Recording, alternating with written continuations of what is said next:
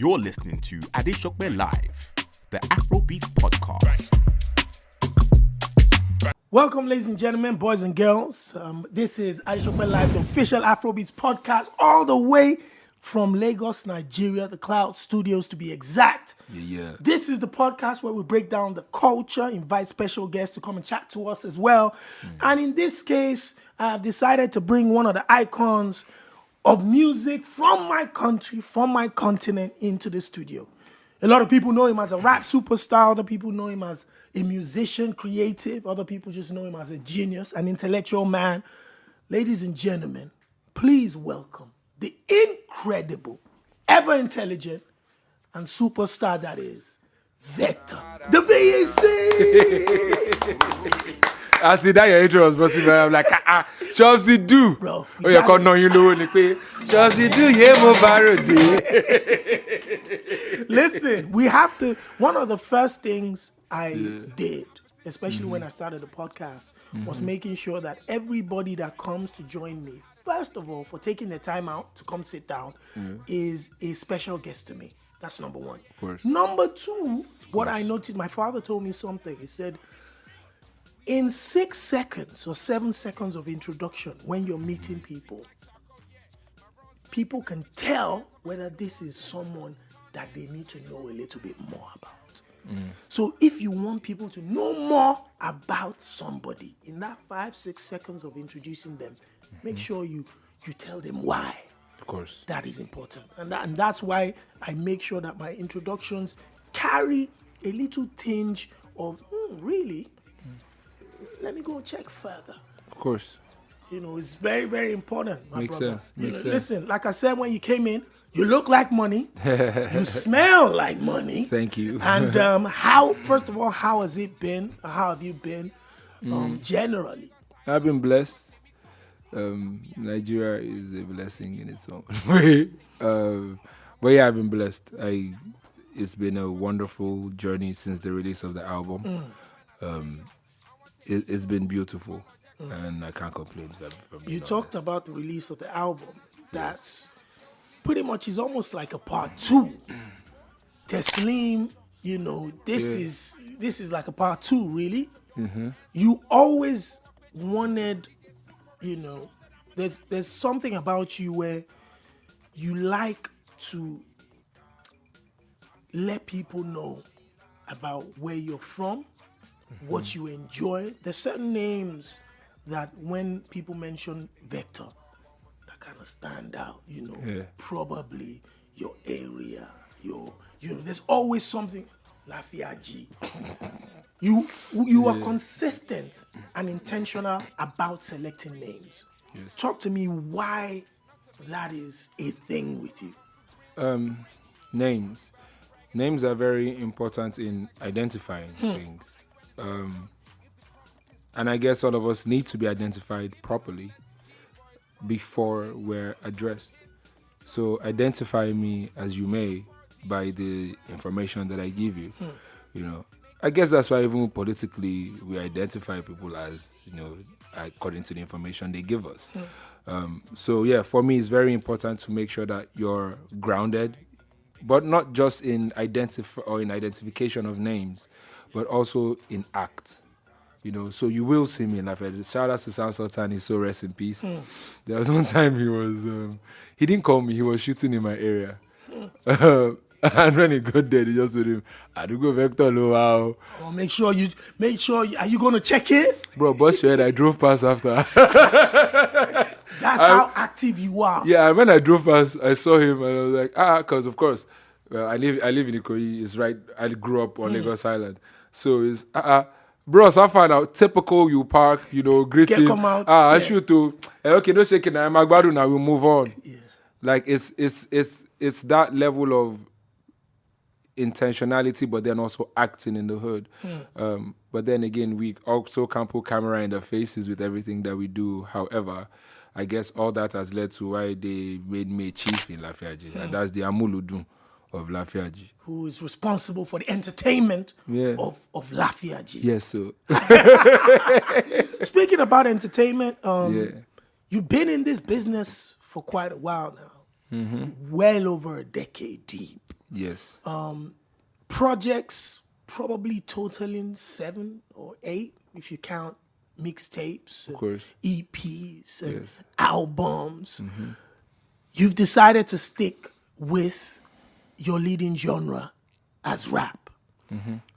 Talk to me about rap to you, how rap speaks to you differently to all the genres that are available, and why you've decided to still stick to that genre as yours. As a lot of people can express the wordplay in different forms. Now we're seeing people sing the wordplay, and sing the lyrics out, but course. you still decided to stick to the spoken word. Talk to me about rap speaking to you and why you've carried on within that genre for this long. Rap speaking to me, it's funny because my mom would always tell a joke of when I was a child, and they'd say stuff to me like, "Oh, Leko," and I'd be like, "There's one wrapped in leaves on the fridge." Yes. So when they say, "Oh, Leko," I'll be like, "Yeah."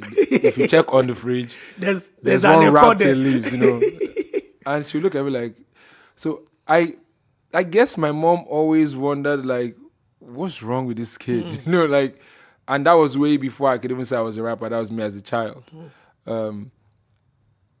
It goes a long way to then maybe suggest that rap may also not be an American thing or a Western thing as we must have been sold to believe. Because think about it, if it's rhythm and poetry, I mean, Africa has been through so much to be able to be poetic, right? If it is a situation that inspires poetry, Africans and Africa itself has been through so much enough for us to be able to draw references with words. However, Yoruba people are very, very natural orators as well. So if we didn't learn English, we probably would be doing rap in the form of, say, Ewi. Abi Quincy- Jala. The documentary of a legend, Quincy Jones, on Netflix. He was having a photo shoot that included, what's his name now? The Compton rapper. The Compton Ice guy. Cube? No, the young Dr. guy now. Kendrick Lamar. Kendrick, okay, I got you. And Kendrick sat by Quincy Jones's chair. And Quincy Jones said, let me tell you a little secret. Do you know where rap came from? And Kendrick Lamar said, no, sir. Where? He said, it came from Africa. He said, it's the praise hurlers. Elewi. Bros, bust your head finally with what Ewi sounds like, especially if he's coming from a female praise singer, right? Or a male praise singer with serious vocal ability. If you put beat and tweak it a bit, that's what Nelly would sound like. If you tweak Nelly's style in the spikes of notes and melody and sound that Ewi would have in my head, I can put that together and be like, okay, andele, mami, iya, oba mio. What are they saying if you translate those into English? Oh, my king, thou art the sun beyond the bling. Like, thou art the next, who is the king? Like, that's what it's in Yoruba understanding. That's why one word you can have wordplay, because IGBA can mean 4 things at least, if not 6. So there's time, which is Igba, and there's calabash, which is Igba, and then there is garden egg, which is Igba. Igba? Yes, then there is numbers, which is Igba. God, talk. Igba.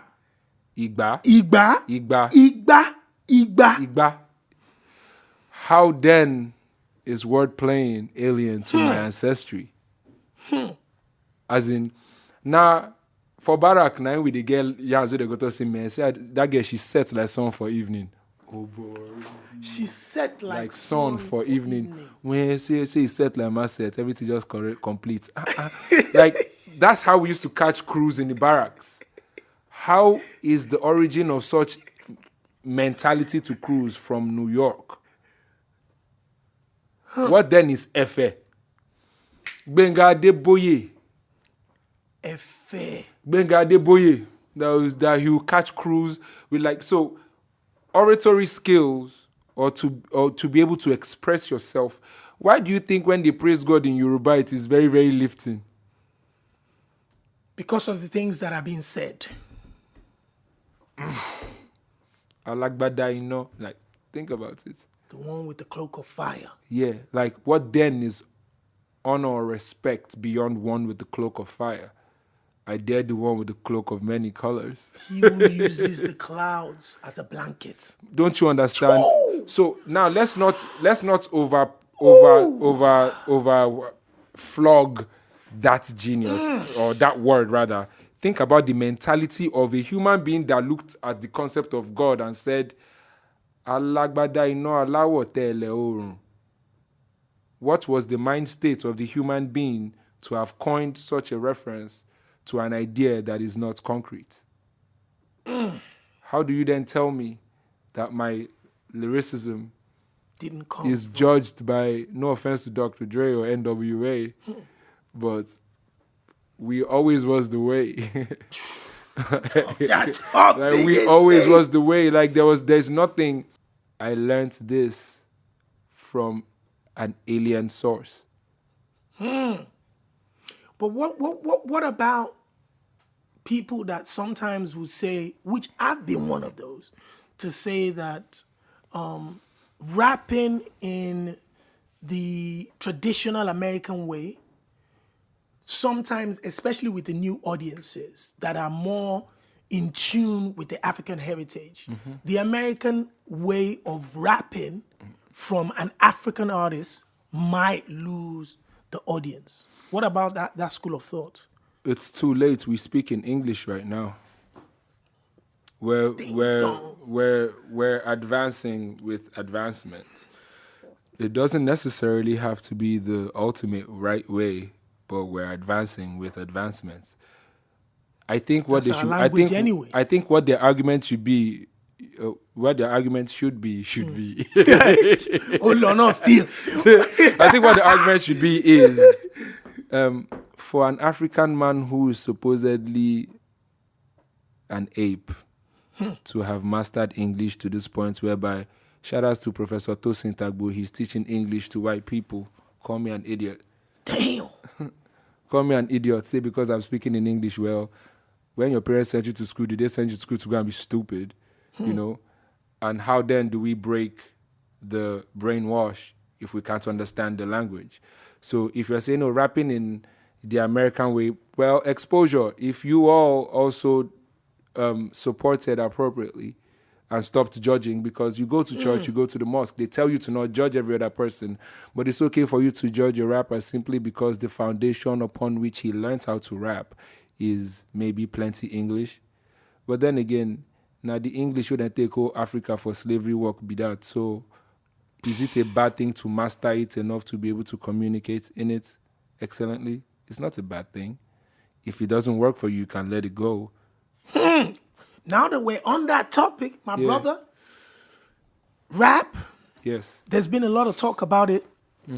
I think the initial conversation was that an allegation that Wizkid had said it was dead, which personally I didn't think the interview and the context of that interview was specifically saying Nigerian rap music or Nigerian rappers or anything like that was dead. I took it personally as maybe he was saying he wasn't listening to American music anymore, as a lot of us are in some cases. However, how did you see that conversation from the excerpts? And maybe if you'd seen the interview, read the interview in itself, and what your thoughts are on that conversation.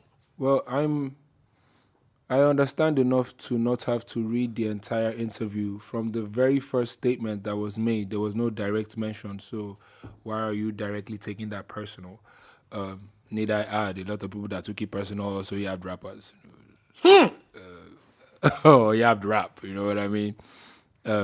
Does it still mean it's right for... Either way, whether Wiz was talking to American rap or Nigerian rap, you know, that's people's livelihood, you know, and that's how Americans communicated so long. Like, you can't water down the source or the origin of what rap stood for simply because, you know, it's maybe not pronounced. If you want to go into details, a lot of music these days are taken from rap samples. kicks, snares. No pop record. Pop kick in the studio. I'm sure Shafa, you gonna know it at the talk. Pop kick and hip hop kick for studio. Which one did they use pass for commercial music? Hip hop kick, because it a drive is heavy. It is that majority of the elements and for what Afrobeats would be now. Afrobeats is full authentic, music, but Afrobeats is a bunch of fusions here and with there. The pop, and majority of the kicks you guys hear, without doubt, with producers that understands what kicks are, they'll tell you that kick is a hip hop kick. Because rap is the only music for a long time by itself that was always, bold enough with the kicks, the snares, and the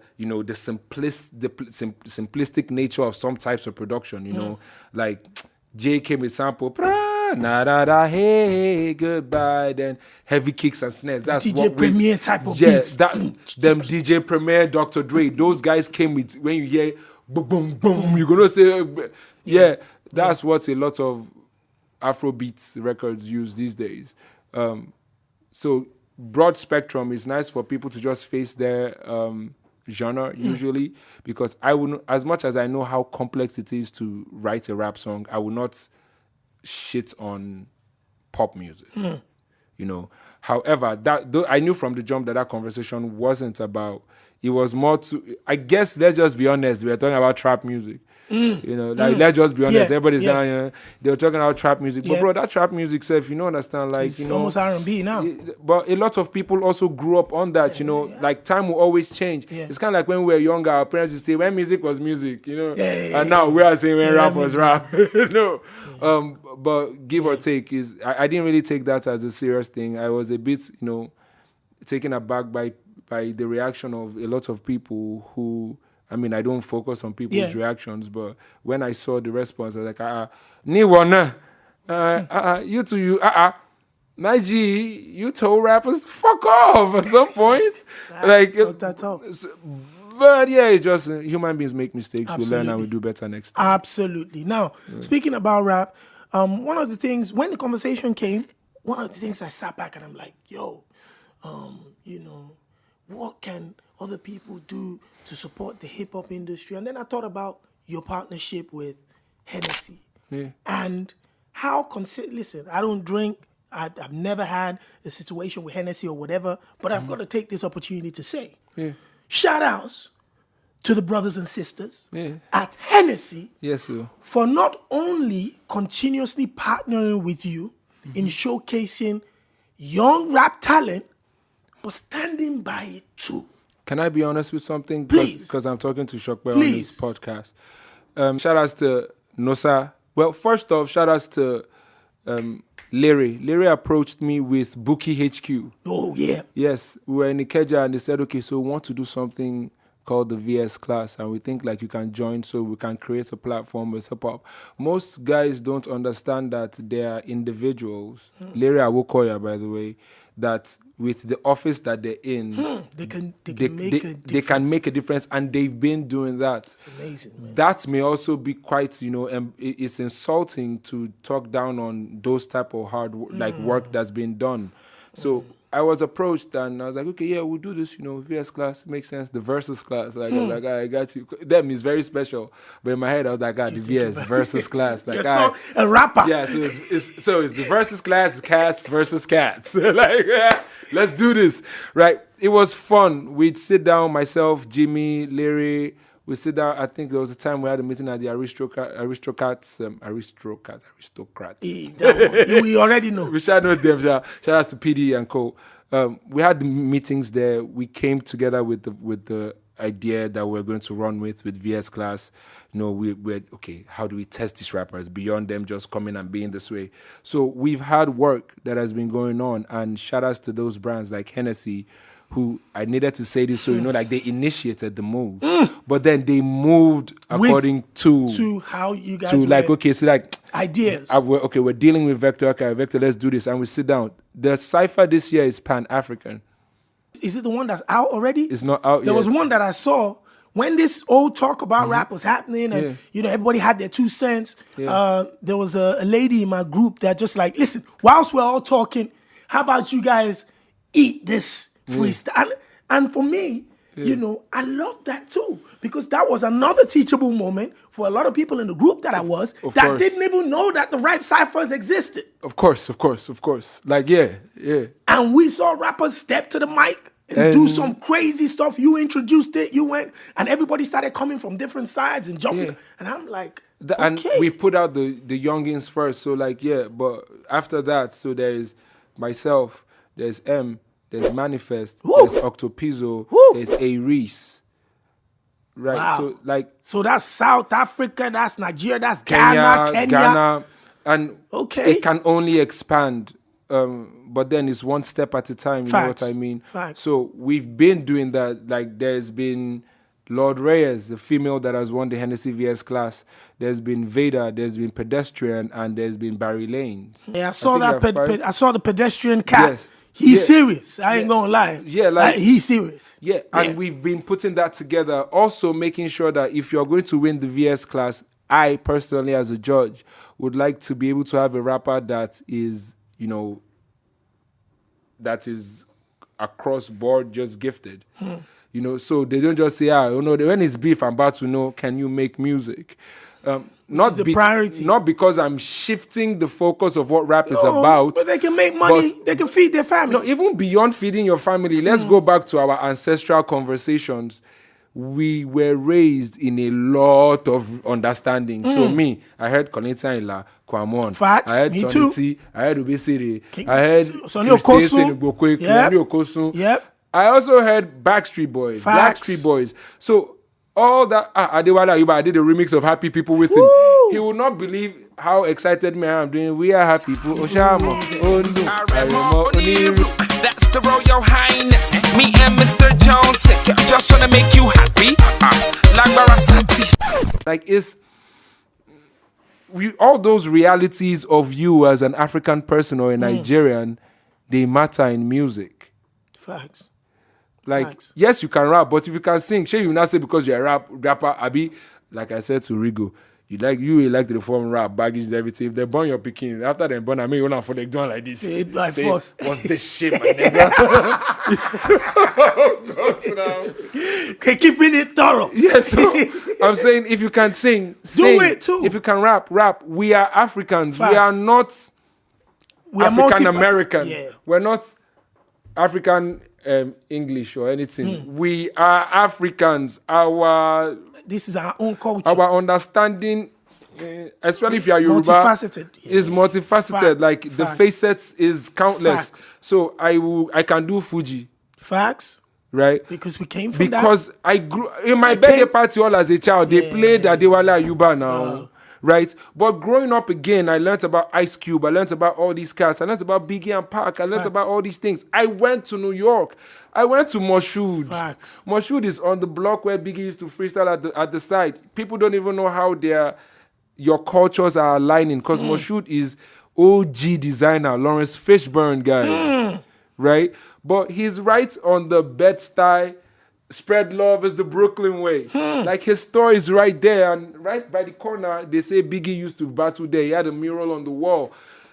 Rap is not just what we learned from Western people. They must have been. If Yoruba culture, according to a Netflix documentary, is one culture that was never broken by racism, because everywhere they took the Yoruba slaves to, Ifa went. Yeah, they carried their culture with them.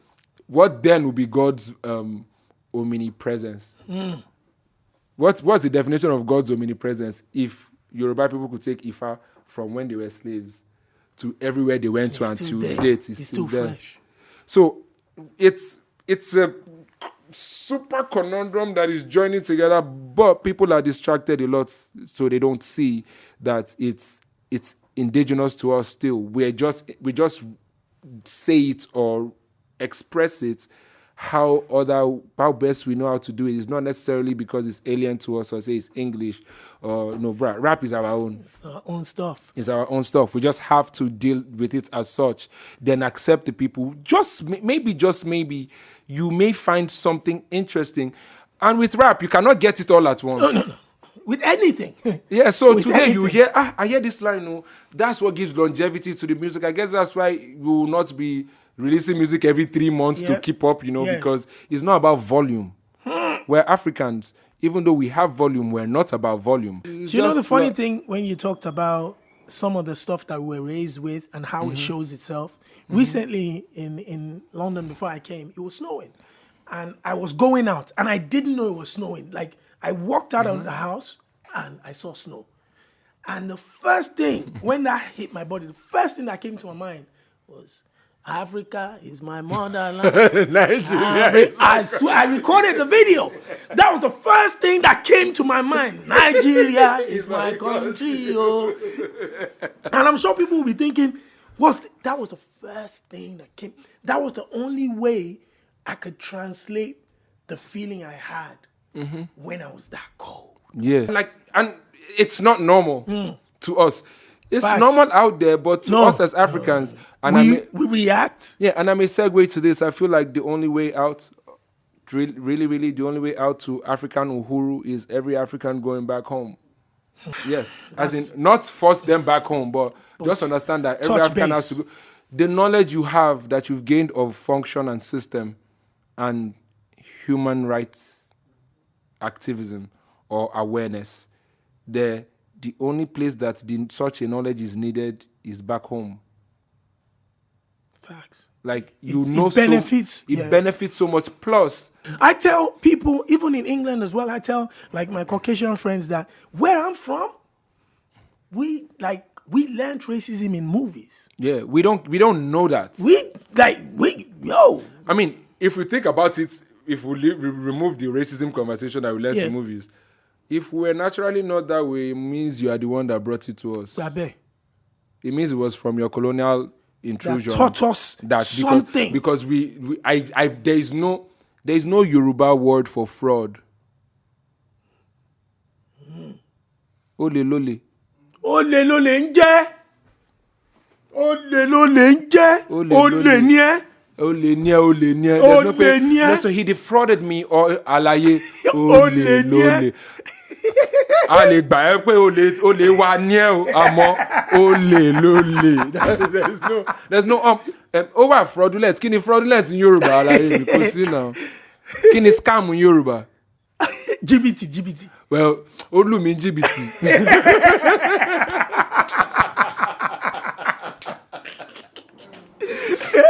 Yeah. Like I said before the interview kicked off, the plan is to also sit down in London because you're going to be coming into my city soon. Yeah. But briefly, just to round up the album that's out now, what are your expectations? I've asked you those questions in the past. I know the kind of person you are. You don't necessarily have expectations for projects. Like I've asked you back to back on projects and you're just like, listen, man, I'm putting art out for art lovers to enjoy. Is that still the mindset? Oh yes, that still is the mindset. It has to be what the mindset is. Numbers go to infinitum. There's always a higher, yeah. So if you're basing your growth on numbers, numbers can keep going. That's one. Two, the moderator of the site control the powers that be. Controls what you see. The owner of the number generating machine or sequence will tell you what is law. So it's the person that comes down there and says this is what is going on, or the person that allows access. So in those understandings, in those understandings, I don't have any thorough understanding. You know what I mean? I don't have any thorough knowledge about it. So I would rather not be concerned about that. Yes, like I want to make music so that the music can be there for you at times where nobody can be. Not so that it can be there for you to brag. Like I know there must be some Vector fans who really want to brag and everything, but I think we need to stop this culture of throwing numbers into what we're doing. The feeling of music is beyond. If it was by numbers, bro, when Fela dey alive, nobody really did vibe with them like that too. Let's talk that talk. I tell people till today that when we were growing up, They made us feel like if you celebrated or listened to Fela's music, you were the worst of the worst. I grew up in the barracks. So imagine this thing you're saying, but guess the flip side. My neighbor is a Fela fan. Wow. So I'm with the first men that they would have sent to arrest Fela, but then they blast the Then music. they play the music for inside. So in my head, that's why I could say, first I heard about Fela on the radio and screens and how the government only dealt with him being really mean. Because I could tell that they were just being mean. What he was saying was facts. was facts that he saw, right? So if you take it to what you are saying, numbers and music, it's not, I don't have any expectation. I did not have expectations before I made the music. You know, I didn't say, I'll make this song with Sheyi vibes so that it can appeal to Kinikon. Nah, I didn't say I'll make this song with Nasty C because it's just, let's make music. Bro, the only relationship in this life, when would they see them Fela and them Bob Marley and them the Beatles? But now only music be the relationship we then get. Yeah. It was, if it was about numbers and audience, wait if Fela want to talk about Tuesday that year. Facts. That year. Facts. Right. What would he say Facts. then? Facts. But respect for music, it was. So they came for that. That's what I would rather respect my music in that light so that I don't poison it. I love that. Again, I'm looking forward to having another sit down with you. There's a couple topics I wanted to touch. Let me just touch this one briefly. Okay. Before we round up. Okay. Nigeria's in another political dispensation. Yes. Change of governments and governance and leadership. Mm-hmm. You've always been a massive advocate of people power. Yeah. And people... Massive of the masses. It's always going to throw the balance in. What will be your message at this very sensitive time? Vote for yourself. I don't know, diaspora, home, away, red Arsenal jersey or another color. Vote for you. The things that affect. Yes, now look at your life. Like, you know, it got tiring for me too, speaking to a bunch of people who, no offense, but I'm not as affected as you are. Right? Like, it's obvious. Right? And I would never be as affected as you are. So what do I have to tell you? How can I advise you? Vote for you. If you like what it is, you know, vote for yourself. There are candidates out there. I intentionally always stay away from endorsing or telling the fans who I think they should go for, because you know how they say, give people food, they will come back. Teach them how to feed, how to fish. Right? Give them fish, they will come back and beg. Teach them how to fish, they will leave you alone. I need you to learn how to fish for your leader. Is your leader, you know, not is my own to me. To you, that's your leader. Why is that leader your leader? Is that person leading you, whether out of your present predicaments? Yeah. You know, now all those kinds of things, and I probably say that in Pidgin English as well, because if you go choose a person who will represent you, people campaign like they don't understand that whoever you pick as president is going to go and sit with the same white people in summits. The same white people that have put you in your present predicament. The same, let me not say white people, the same white moves that has put you in your present predicament. The one that made you sign Nigeria. Yeah. So are you sure your leader can go and sit down at a summit and say, no, I want something human better. Rights and kinikon. I want what is better, not because they are doing it, you know, because it's just simply what a president does. But it's what a human being does, because your children are going to grow into whatever they allow now. The same way you have grown into what your parents allowed. Like, how do you pick your leader? It's for you. Don't vote based on what I say to you. Don't vote based on advert. Bruh, it's like children on your phones. Once advert come, they skip it. They skip it straight in. They don't 5 that seconds. Advert no they do. Advert no they catch African children. No. Like, so give that character to the advert. Advert, Lele. Facts. Who is the person advertising? How do you feel about the person being advertised? Before you then let that happen. So the era of election, always vote for yourself, because good leaders will come and go. Bad leaders will come and go. The individual will always remain. The individual impact of that leadership. Yeah, those will even also come and go. You know what I mean? Like, yeah, at some point it will always change. Yeah. But one thing that you must always stay true to is the reason why you're standing with something. So if he's a leader, like, I know why I'm standing with who I'm standing with. I only expect everybody else to be that way. Yeah, to do the same. It's the best way for you. So that I don't hold my own shit later and say I'm the one that misled you. Ladies and gentlemen, an in-depth conversation with my brother, Vector. As always, it's always a pleasure to see you. Yes, sir. More of a learning experience. Whenever I have a conversation with you, I walk away with a million words. Blessings, and more knowledge than I ever had. So once again, please give it up for my incredible guest, Vector! I greet you, Chief. Before you go, this is my energy drink. Oh, this yours? This is mine, so I just needed to say something about that. You know, that's, because I know you come right off the top. Bro, see, this is your own Nike's. I put my money to go and buy the drink, taste the drink, do the artwork, do the cans. No, 100% independent. Nobody, no bigger brands, no partnerships. I'm doing what the hip hop community started to do to empower themselves. I'm taking that lead. Oh, that's like that. This one is your own, because you know we have to be sure. This is mine. But for real, there's no other way to sample the ginger. To show love to something than